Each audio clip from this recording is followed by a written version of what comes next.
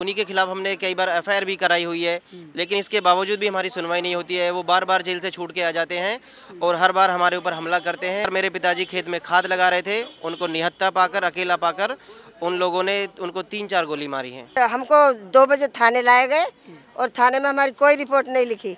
हम वहाँ रोते रहे, झक जाते रहे, एफआईआर दर्ज भी नहीं लिख रहे हमारी। तो जैसे भी थाने में जाते हैं तो ऐसे बोलते हैं कि इंसाफ हमें चाहिए, तो कहते हैं चिल्लाओ मत, हम अपनी इन्वेस्टिगेशन कर रहे हैं।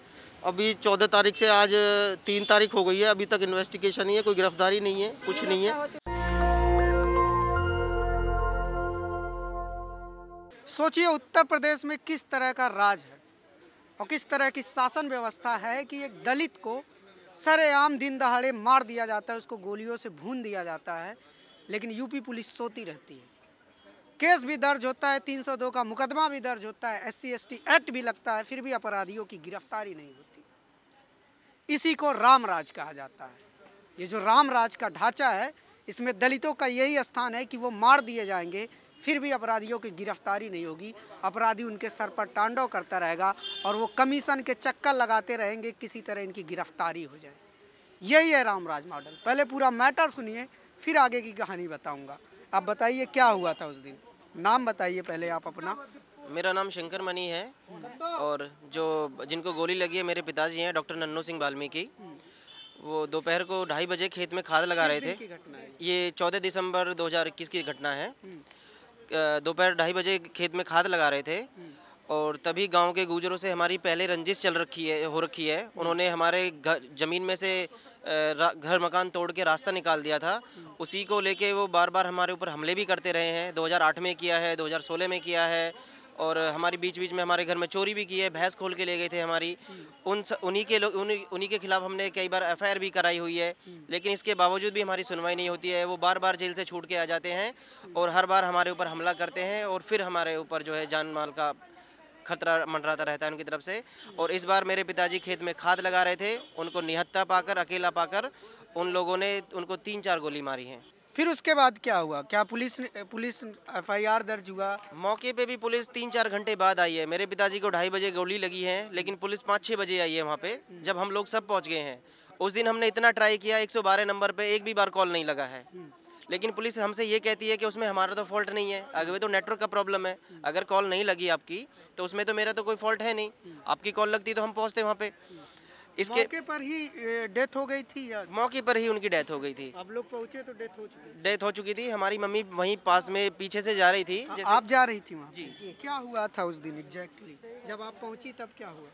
वे थोड़ा आगे चले गए थे और मैं थोड़ी पीछे रह गई थी। इतने उन्होंने आधा कट्टा डाल दिया था खेत में। फिर धर्म सिंह, जगवीर और पदम, उन तीनों ने गोली मारी धड़ाधड़ मेरे सामने। आपके सामने? मेरे सामने।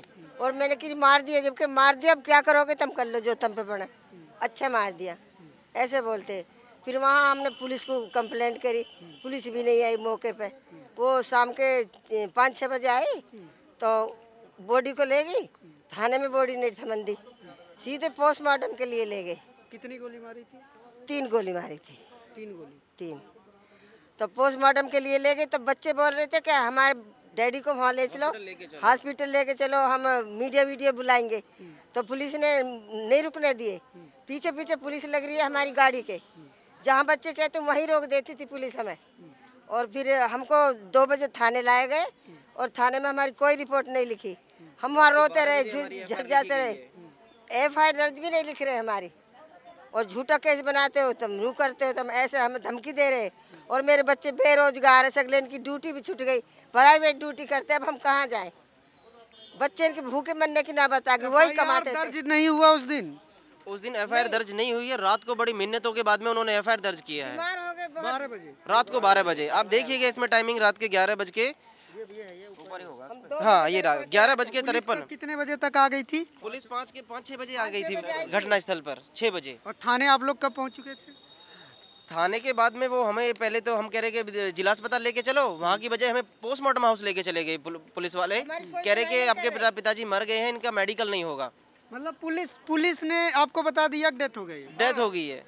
यूपी पुलिस डॉक्टर भी बन गई है। अब वो डॉक्टर का काम भी खुद ही कर रही है।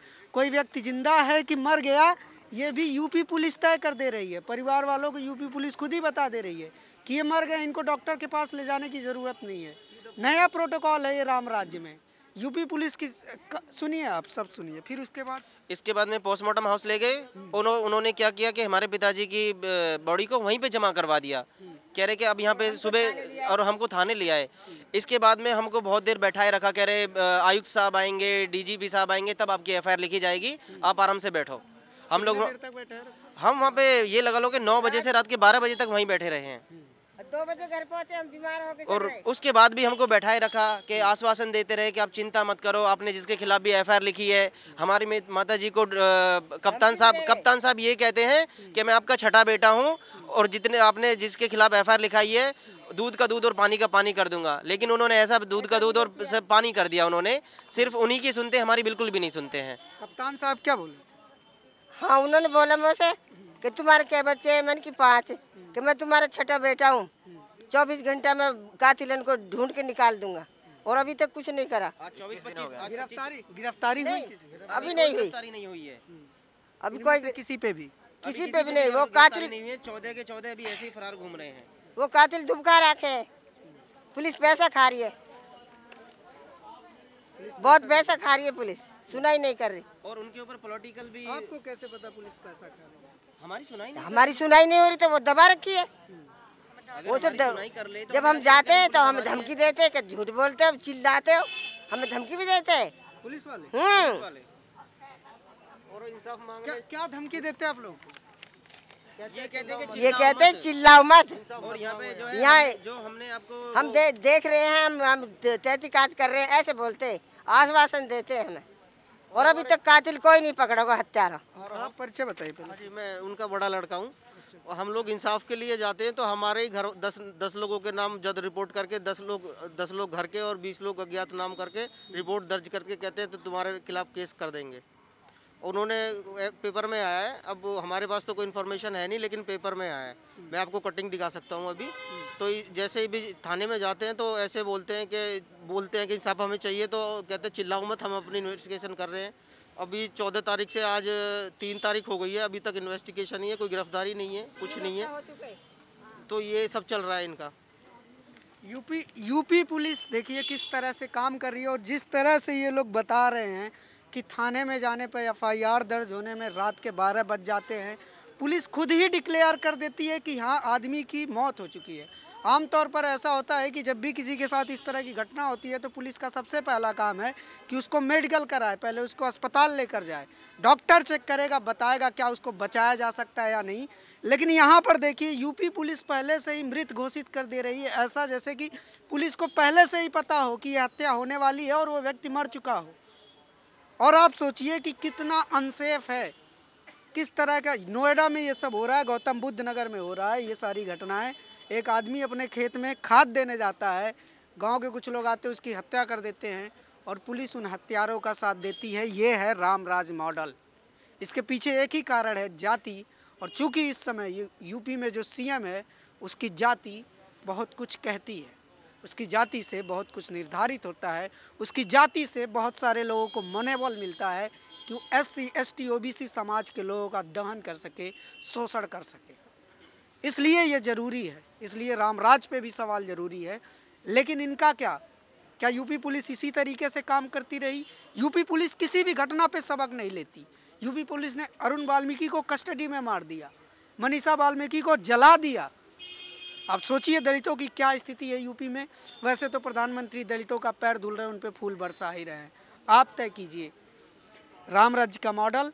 हम कोशिश करते हैं, हम चाहते हैं कि अगर योगी आदित्यनाथ या उनके पुलिस वाले वीडियो देख रहे हैं, रिपोर्ट देख रहे हैं, तो वो कुछ सुधरेंगे, कम से कम संविधान के हिसाब से काम करेंगे और जिस चीज़ के लिए वर्दी पहनी है, जिसकी चीज़ के लिए सत्ता में आए हैं, वो काम करेंगे। ऐसी और बहुत सारी खबरों और अपडेट के लिए आप जुड़े रहिए हमारे साथ और देखते रहिए नेशनल दस्तक। हमारे घर के 10 लोग हैं और 20 जो हम जाते हैं ना वहाँ पे इंसाफ के लिए, जैसे भी यहाँ पे आए हैं। अच्छा, आप लोगों पे प्रदर्शन के आरोप में 10 पर मुकदमा लगा दिया है। ये देखिए,